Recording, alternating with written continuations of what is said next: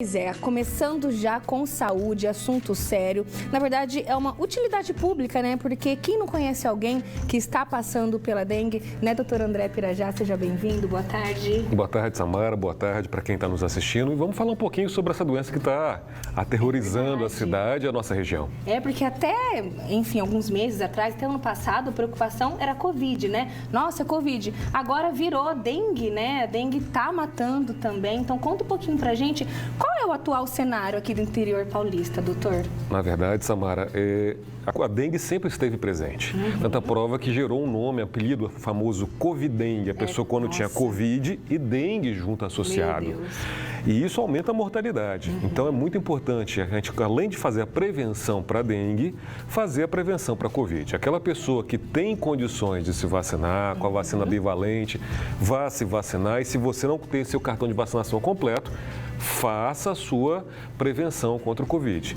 Agora, a dengue está assolando a população, está um aumento de casos como nunca tivemos. Exato. Estamos vendo aí um aumento extremamente, um aumento de casos aí que os prontos-socorros, os ambulatórios estão extremamente cheios. O que a gente precisa saber é que a dengue não é uma doença boba. Você mesmo falou, tem pessoas morrendo com dengue e precisamos cuidar. E como que é feito o cuidado? Dengue é uma doença que precisa ser diagnosticada, ser orientados diagnósticos diferenciais, que são bastante diagnósticos diferenciais. Esse mosquitinho aqui, o Aedes, Tá até aqui na tela para o que pessoal está na ver. tela, transmite outras doenças, dentre elas a chikungunya, que já há um aumento de casos no Brasil, principalmente no estado de Minas Gerais, Pernambuco. Olha só. Sim, e são doenças similares, transmissíveis pelo mesmo mosquito. Então, precisamos estar atentos, fazer diagnósticos diferenciais e um segmento médico para estratificar o risco individual. É verdade, o senhor disse tudo, que um não anula o outro, né? Às vezes a gente foca muito em um, mas esquece de se cuidar para o outro também e vice-versa, né? Então, Covid, dengue, tá tudo aí. E prevenção sempre é a palavra também, né, doutor? A gente bate sempre na tecla aqui de cuidar dos quintais, cuidar da gente, tomar as vacinas também. Prevenção sempre é o caminho. Agora, quando eu anunciei aqui que a gente ia falar desse tema, acho que a pergunta que mais chegou aqui, uma das principais, é a questão se é mito ou verdade que depois que a gente passou pela Covid, a dengue, ela tá vindo diferente, assim, a gente sente mais. É mito ou verdade isso?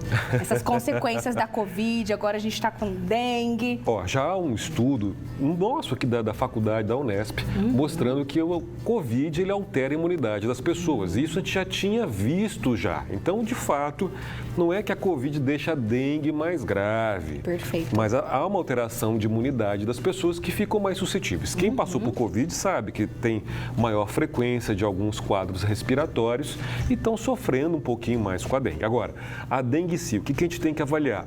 O risco individual, Perfeito. ou seja, cada pessoa vai reagir de uma forma diferente e é uma doença viral como a Covid. O vírus possui suas individualidades, suas mutações. Então, ele pode, assim, ser mais agressivo.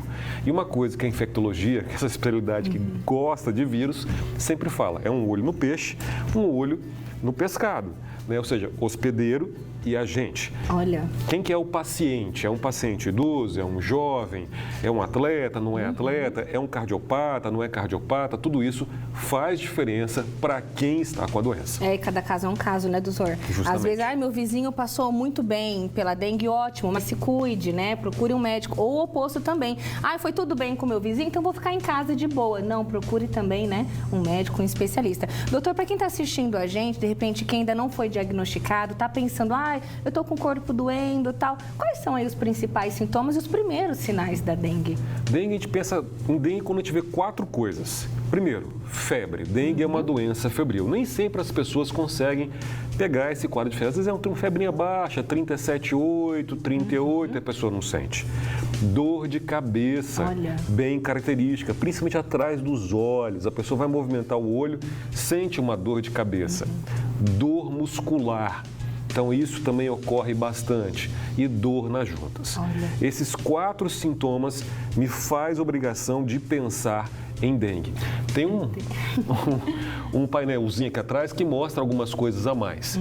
Né? A dor abdominal é uma coisa muito importante na dengue. A pessoa diagnosticada com dor abdominal, e se ela for contínua e permanente é um sinal de alarme. Olha. Então a gente tem que ficar atento a isso. Enjoo e vômitos, como estão ali também. Uma pessoa que está nauseando muito, vomitando muito, que está com incapacidade alimentar, não consegue se hidratar, é outro sinal de alerta. E o famoso dito popular, né? Manchas vermelhas na pele, que nós chamamos de exantema, aquele exantema puriginoso, que coça, que descama.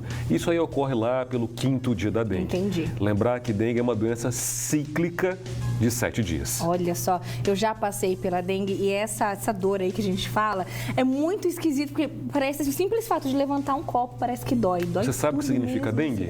Dengue é uma palavra de origem africana que significa febre quebra-ossos. Olha! Então, para ver como que é a dor da dengue, é uma coisa bem característica. Só quem já teve sabe como que é. Com certeza. Doutor, e puxar a orelha agora de quem está em casa na questão da automedicação. E por que a gente não deve fazer isso, né? Comecei aqui, tô com febre, ou então tô com dor de cabeça, eu vou me automedicar. Isso é prejudicial no caso de dengue, você se automedicar em casa?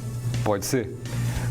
Vamos pegar naquela palavra mitos e verdades? Isso. As pessoas ficam assim, não posso tomar dipirona porque estou com dengue. É mito. Dipirona pode. Paracetamol pode. Isso aqui não é automedicação, tá, gente? Não estou orientando ninguém. Sim. Por favor, passem consulta médica para poder ser avaliado. Agora, evitar algumas coisas. Anti-inflamatórios podem piorar o quadro da dengue, pode favorecer o sangramento, o uso do AS e, muito importante, aquelas pessoas que têm problemas cardiológicos, que fazem uso de AS, anticoagulantes. Não dá para suspender de uma hora para outra e, dependendo, aí a gente tem que analisar o laboratório, as plaquetas. Se a pessoa, por exemplo, teve uma intervenção, um stent farmacológico recente ou mais antigo, ou se ela é anticoagulada por um quadro neurológico, tem um momento certo de suspender esse anticoagulante, esse AS. Então, é muito importante que tenha um segmento médico para poder ser melhor vigiado nessa evolução. Com certeza. E quando a gente fala de dengue, a gente tem a dengue, igual o senhor explicou, tem a dengue hemorrágica também. Como diferenciar? Tem qual dos casos é mais perigoso, de repente, que pode levar à morte? A gente muito fala assim, o paciente veio a óbito por conta da dengue hemorrágica. Então, explica pra gente a diferença. Pergunta bem interessante. As pessoas falam assim, dengue hemorrágica, esse nome é uma classificação antiga da dengue. Né? Hoje a gente vai falar da dengue, a dengue grave e o choque do dengue. Então, o choque do dengue é quando a pessoa entra em colapso o corpo. Quer ver a gente entender isso mais ou menos como isso funciona? Vamos imaginar uma caixa d'água de 5 litros, 5.000 litros. Perfeito. Né, que vai levar essa água para o chuveiro, para a pia e está funcionando tudo muito bem. De repente, essa caixa d'água, o cano começa a aumentar o seu diâmetro e ele começa a ter furos. Então, vai ter menos água chegando no chuveiro, menos água chegando na pia. E é assim que a dengue funciona. A caixa d'água é o coração que fica bombeando. E os canos que dilatam e ficam mais permeáveis, que permite o líquido sair, é o que? Os vasos sanguíneos. Isso é a fisiopatologia, ou seja, como evolui a dengue para o choque hemorrágico. As pessoas acham que dengue hemorrágica, a famosa dengue hemorrágica, vai estar sangrando. Não necessariamente. Ela faz o quê? Ela desidrata, esse é um mecanismo de desidratação, a pessoa começa a inchar, então ela perde líquido. Por isso que a gente fala tanto na insistência de manter uma hidratação adequada. Água de coco, o que mais? Justamente. Isotônico. Porque se você não tiver líquido dentro do vaso, o vaso já está grande, já está permitindo que o líquido saia. Quando chegar no chuveiro, quando chegar lá na pia, ou seja, que vai ser, por exemplo, o seu rim, o seu fígado, vai ter lesões orgânicas. E isso traduz o quadro da dengue grave, evolução para o choque do dengue. Então, é muito importante a hidratação. Lembrar que a hidratação, ela não aumenta a plaqueta. Perfeito. O leigo preocupa muito com plaqueta. A gente se preocupa com uma palavrinha chamada hematócrito. É um pedacinho do exame de sangue que a gente vê se a pessoa está desidratada ou não. A plaquetopenia, a queda das plaquetas, pode favorecer os sangramentos, mas não quer dizer que ele vá acontecer. É muito importante a gente falar disso, realmente, porque muitas vezes até o nosso psicológico ou as pessoas da família ficam muito já preocupadas, né, doutor? Olha, minhas plaquetas baixaram, eu tô com isso, tô com aquilo, vou morrer, entra em estado de desespero, não é? Eu falo porque em casa é assim, a minha mãe, meu Deus do céu. Então, é muito importante a gente esclarecer e mostrar esse outro lado também, esse olhar, né, profissional, esse olhar que vocês, especialistas, têm, né, para ajudar a gente. Exatamente. E o mais importante é entender, como eu falei, a dengue é cíclica, doença de 7 dias. Se a gente divide os 3 primeiros dias, dor, náusea, vômito, febre. 3 dias ruim. Aí a pessoa melhora no 4º e 5º dia. Fala, já quer sair fazendo tudo. Não estou sentindo mais nada. A grande maioria não sente mais nada. Né? Aparece o exantema, aquela mancha avermelhada no 5º dia. O 6º e o 7º dia retornam os sintomas febris, a náusea, a febre, a dor no corpo. Só que aí que vem o pulo do gato. Quando ocorrem as complicações da dengue? É a partir do 5º dia. Olha. É geralmente quando ocorre a recrudescência da febre, quando a pessoa para de ter febre, que ela pode ter as complicações. Você acha que está bem?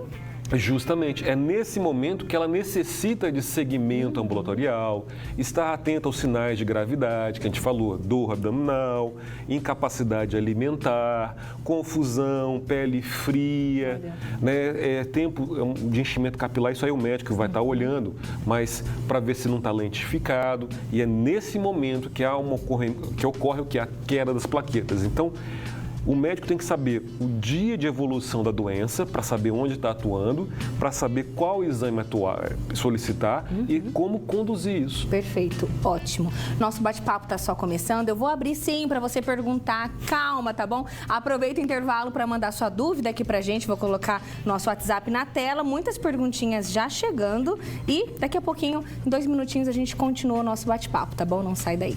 Vivo, doutor André Pirajá, dando realmente uma aula aqui para a gente, né? Esclarecendo as nossas dúvidas sobre dengue. Estamos vivendo um surto mesmo, né, doutor? É de se preocupar, assim, de levantar um alerta, né? Muitas perguntas chegando. Eu vou começar com uma bem interessante aqui, doutor. A nossa telespectadora está dizendo que ela tem fibromialgia e ela está também com sintomas de dengue, corpo doendo, dor de cabeça.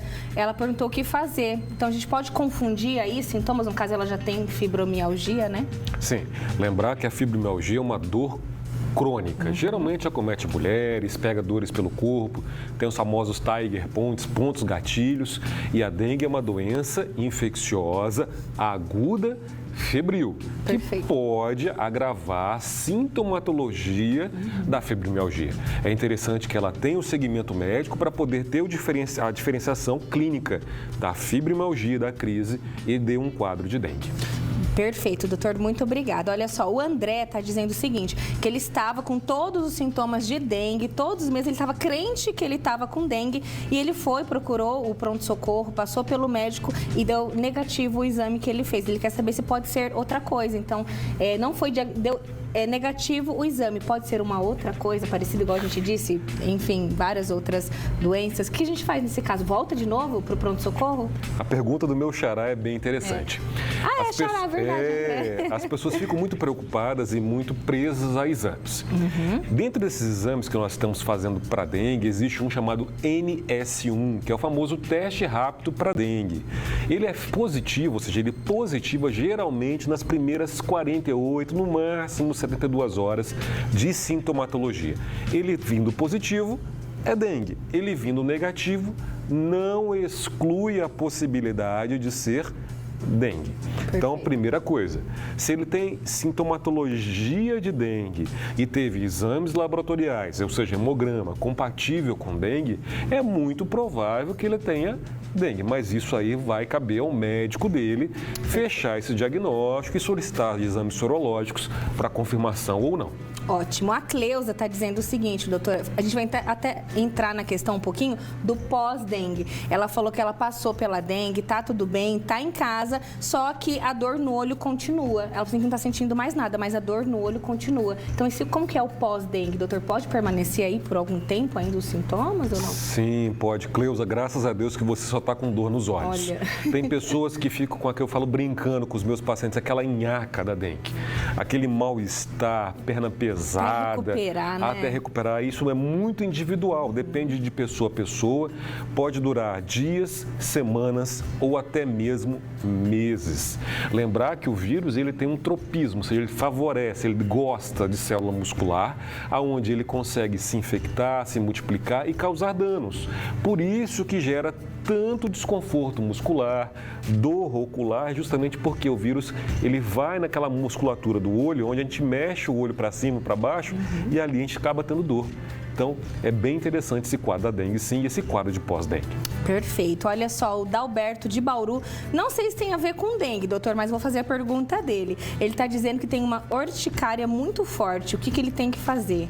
O que vem esse urticária? Tem alguma relação com a dengue ou não? Não, já a apresentadora está aqui, olha... É Dalberto ou Adalberto? É Dalberto, de Bauru. A primeira coisa que você tem que fazer é procurar a ajuda de um profissional. Urticária não tem nada a ver com dengue. A dengue tem um exantema, que é aquela pele vermelha que fica justamente ali após o 5º dia. A urticária é um processo inflamatório, é um processo alérgico que a pessoa tem na pele, tem diversas causas, pode ser alimentar, pode ser por contato. Tem paciente, pasme, que tem urticária com água, vai tomar banho em água fria, água quente, acaba desenvolvendo placas na pele. Então, isso é o quadro de urticária. E tem o quadro emocional também. Então, uma pessoa com urticária precisa ter uma consulta ou com um clínico geral ou com um médico imunologista, alergologista. Perfeito. Doutor, falando aí do emocional, achei bem interessante falar. O nosso emocional pode interferir também. Exemplo, eu estou em casa com algumas pessoas com dengue, né, tal. Eu já começo, não, já estou sentindo também. Então, o nosso emocional, o nosso psicológico pode também interferir, no caso? Interfere em demais, tudo, né? Samara. Existe uma frase dentro da psicologia, os psicólogos que estão assistindo vão saber disso. A mente mente. Olha só. Né? E realmente a mente mente para nós, né? Se nós acreditarmos que estamos passando mal, tendo um mal-estar, e estamos tendo mesmo. É verdade. A mente nos adoece, né? E a pessoa que está se sentindo que está adoecida, ela, né, o quadro mental já é uma doença das emoções. Então, essa pessoa também precisa ser tratada. Perfeito. Uma pergunta muito interessante aqui da Rosiane. Ela está gestante, está mamãezinha de 7 meses e ela está passando pela dengue. Ela quer saber se é perigoso. No caso de gestantes, doutor, é diferente? Sim, a gente tem que ficar mais atento. Parabéns, 7 meses, né? 7 meses já. Que Deus te abençoe, né? Vai começar aí uma longa jornada. Mas sim, precisa ficar mais atenta aos sintomas de gravidade, principalmente aos sintomas de sangramento uterino que podem ocorrer. Se sua preocupação é se isso vai causar má formação no bebê, se vai causar algum dano ao feto, isso pode ficar despreocupada, nenhuma. Mas a preocupação mais é como ela vai evoluir. Então é acompanhar com o ginecologista dela, com o infectologista dela, uma boa hidratação, repouso e medicação. Perfeito. Ela até completou aqui que ela ficou 3 dias internada, mas já está em casa. Então é isso aí, cuidar da saúde. Gente, infelizmente não vai dar tempo de fazer todas as perguntinhas, mas enfim, doutor, foi uma aula aqui pra gente. Mais alguma coisa a acrescentar? Algum ponto que eu não toquei aqui? Eu acredito que a gente precisa acrescentar uma coisa chamada prevenção. Perfeito. E a prevenção é o melhor remédio, né? E se vivemos uma pandemia, na epidemia de dengue, perdão, quase que anual na época do verão, no período chuvoso. Então, precisamos nos preparar para isso. Como a gente vamos combater? Justamente fazendo o quê? Fazendo nossa tarefa de casa. 10 minutinhos por dia é o que está na tela aí, ó. Procurar locais onde vai ter acúmulo de água parada. Assim você não impede a proliferação do mosquito Aedes aegypti, que transmite a dengue, a chikungunya, o zika. E agora temos, mais do que nunca, mais uma vacina contra a dengue. Olha que bacana. Que foi aprovada pela Anvisa e esperamos que em breve esteja inserida no nosso Programa Nacional de Imunização. Nossa, que mais uma vitória. Com certeza. Doutor? E a gente fala sempre aqui, né, a questão de que é cada um fazer um pouquinho e o conjunto, né, doutor? Sou eu, você, todo mundo aqui, o vizinho, a prefeitura, todo mundo caminhando junto nesse combate, né? Com certeza, não dá para um trabalhar sozinho. É verdade. Doutor, muito obrigada. Eu que agradeço. Feliz Páscoa. Para nós. Até a próxima, viu?